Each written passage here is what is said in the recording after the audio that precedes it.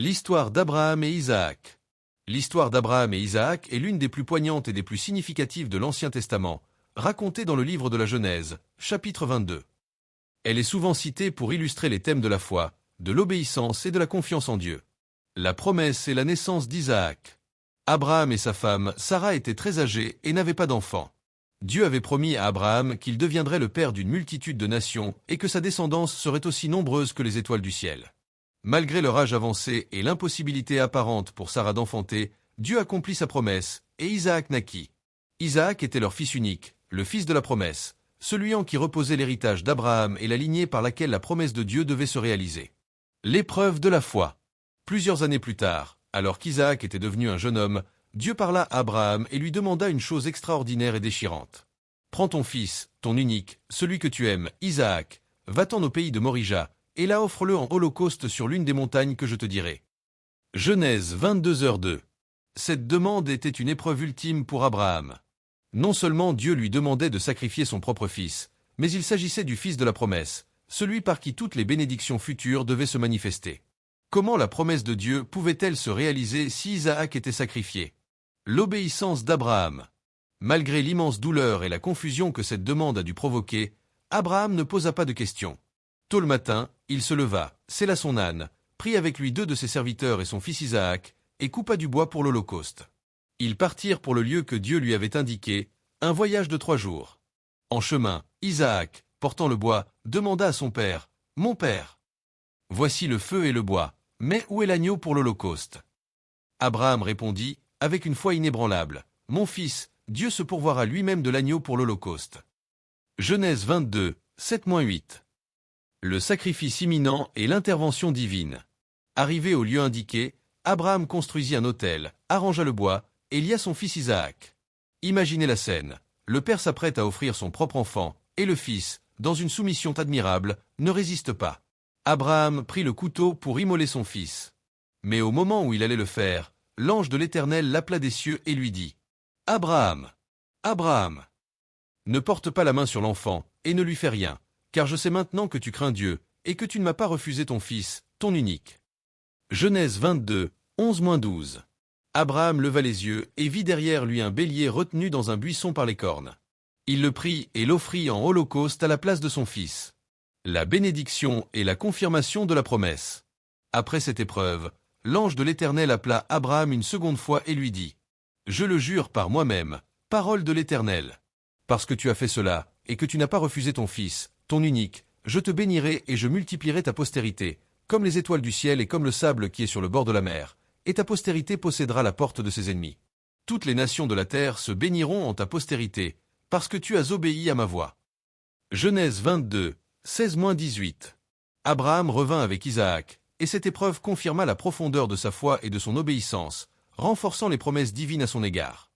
La promesse d'une descendance et le pacte avec Dieu. L'histoire commence après qu'Abraham, alors appelé Abram, a obéi à l'appel de Dieu de quitter son pays d'origine, Ur des Chaldéens, et de se diriger vers une terre inconnue que Dieu lui montrerait.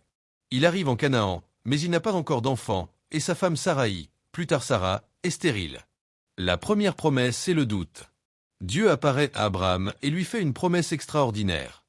L'Éternel apparut à Abraham et dit « C'est à ta postérité que je donnerai ce pays. » Et Abraham bâtit là un autel à l'Éternel, qui lui était apparu. Genèse 12h7. Plus tard, alors qu'Abram et Saraï sont encore sans enfants, Abram exprime ses doutes à Dieu. Il pense que son héritier sera Éliésée de Damas, l'un de ses serviteurs. Mais Dieu le rassure. Alors la parole de l'Éternel lui fut adressée, en ces mots. « Ce n'est pas lui qui sera ton héritier, mais c'est celui qui sortira de tes entrailles qui sera ton héritier. » Et après l'avoir conduit dehors, il dit « Regarde le ciel, et compte les étoiles, si tu peux les compter. » Et il lui dit « Telle sera ta postérité. » Genèse 15, 4-5. C'est un moment clé. Abram crut l'Éternel, et l'Éternel le lui imputa à justice. Genèse 15h6. Sa foi est reconnue par Dieu. Le pacte solennel, la Brit Bin Abetarim, le pacte des pièces coupées. Pour solidifier cette promesse, Dieu établit un pacte solennel avec Abram. C'est un rituel ancien et très significatif de l'époque. Préparation du sacrifice. Dieu demande à Abram de prendre une génisse de 3 ans, une chèvre de 3 ans, un bélier de 3 ans, une tourterelle et un jeune pigeon.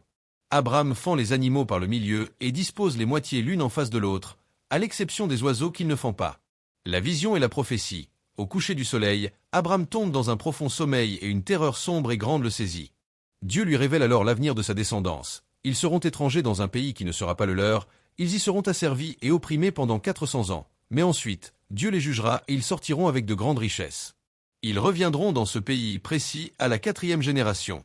Le passage du feu. Après cette révélation, une fournaise fumante et un flambeau ardent passent entre les morceaux des animaux fendus.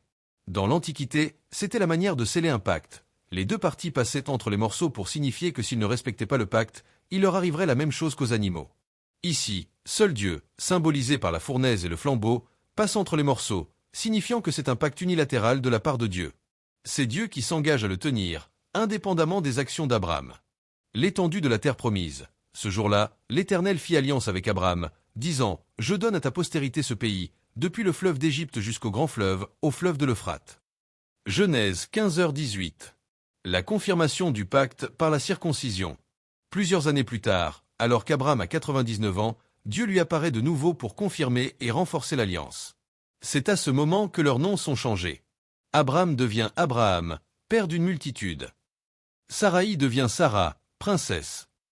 Dieu réitère la promesse d'une descendance innombrable et d'une alliance éternelle. Comme signe de cette alliance, Dieu institue la circoncision pour Abraham, tous les mâles de sa maison, et pour toutes les générations futures de sa descendance. Ce serait un signe physique, un rappel permanent du pacte entre Dieu et sa postérité. C'est après ce renouvellement du pacte et la promesse spécifique d'un fils avec Sarah, qui rit à cette idée en raison de son âge avancé, qu'Isaac est finalement né, réalisant la promesse divine. Cette série d'événements montre comment Dieu initie une relation avec Abraham, lui fait des promesses extraordinaires et les scelle par des pactes solennels, démontrant sa fidélité et son intention d'établir un peuple pour lui. L'appel initial d'Abraham et son départ d'Ur et Charan. L'histoire commence non pas avec un homme déjà saint ou puissant, mais avec un simple nomade du nom d'Abraham, vivant dans la prospérité de Ur des Chaldéens. Ur était une métropole avancée de la Mésopotamie, un centre de commerce, de culture, et surtout, d'idolâtrie, avec un culte prédominant de la lune. La famille d'Abraham, y compris son père Térakh, y résidait. Le premier appel à quitter Ur. Bien que le livre de la Genèse ne décrive pas explicitement le premier appel de Dieu à Abraham à Ur, le livre des Actes des Apôtres, Acte 7, 2-4, et le livre de Josué, Josué 24h2, nous éclairent. Le Dieu de gloire apparut à notre père Abraham, lorsqu'il était en Mésopotamie, avant qu'il n'habitât Charan, et il lui dit « Quitte ton pays, ta parenté, et la maison de ton père, et va dans le pays que je te montrerai. » Acte 7, 2-3. Cet appel était radical. Il demandait à Abraham de renoncer à tout ce qui définissait son existence, sa terre natale, sa famille élargie, sa sécurité et l'environnement religieux et culturel qu'il connaissait. En retour, Dieu ne lui offrait pas un plan détaillé, juste une destination que je te montrerai. Cela exigeait une foi aveugle et une confiance totale. Le voyage vers Charan. Abraham obéit à cet appel. Son père Térakh, son neveu Lot, fils de son frère défunt Haran, et sa femme Saraï l'accompagnent. Ils quittent Ur, mais ne vont pas directement en Canaan. Ils s'installent à Charan, ou Haran, une ville située plus au nord, sur une route commerciale importante. La Bible dit qu'ils demeurèrent là, Genèse 11h31. On ne sait pas exactement pourquoi ils s'arrêtent à Charan, peut-être la vieillesse de Térakh ou le besoin d'une halte. Térakh mourra d'ailleurs à Charan. Le second appel est le départ de Charan. Après la mort de Térakh, Dieu renouvelle son appel à Abraham, avec des promesses plus explicites. L'Éternel dit à Abraham, « Va-t'en de ton pays, de ta parenté, et de la maison de ton père, au pays que je te montrerai. Je ferai de toi une grande nation, et je te bénirai, je rendrai ton nom grand, et tu seras une source de bénédiction. Je bénirai ceux qui te béniront, et je maudirai ceux qui te maudiront, et toutes les familles de la terre seront bénies en toi. » Genèse 12, 1-3. Cette fois, les promesses sont claires. Une nouvelle terre. Une grande nation, malgré l'absence d'enfants. Un grand nom. Bénédiction et être une source de bénédiction pour toutes les familles de la terre. C'est le début de l'idée que, à travers Abraham, Dieu bénira toute l'humanité. Abraham, alors âgé de 75 ans, répond à nouveau avec foi. Il prend Saraï sa femme, Lot son neveu, tous les biens qu'ils avaient accumulés et les âmes qu'ils avaient acquises à Charan, et ils partent pour le pays de Canaan. Ils arrivent finalement à Sichem, près du chêne de Morée. Là, Dieu lui apparaît et confirme, « C'est à ta postérité que je donnerai ce pays. » Genèse 12h7. L'acte de foi fondateur. Ce départ de Charan est l'acte de foi qui initie toute l'histoire du peuple d'Israël, et par extension, de grandes parties de l'histoire du salut. Abraham n'avait aucune garantie tangible, seulement la parole de Dieu. Il a quitté la sécurité de l'inconnu pour l'incertitude du plan divin. C'est pourquoi Abraham est souvent appelé le père des croyants, Romains 4, 11-12, car sa vie est un témoignage puissant de ce que signifie faire confiance à Dieu sans voir le chemin devant soi. Si vous avez apprécié cette exploration des histoires bibliques, n'hésitez pas à vous abonner pour ne manquer aucune de nos prochaines discussions. Et bien sûr, laissez un commentaire pour me faire part de vos pensées, de vos questions ou des sujets que vous aimeriez aborder ensuite.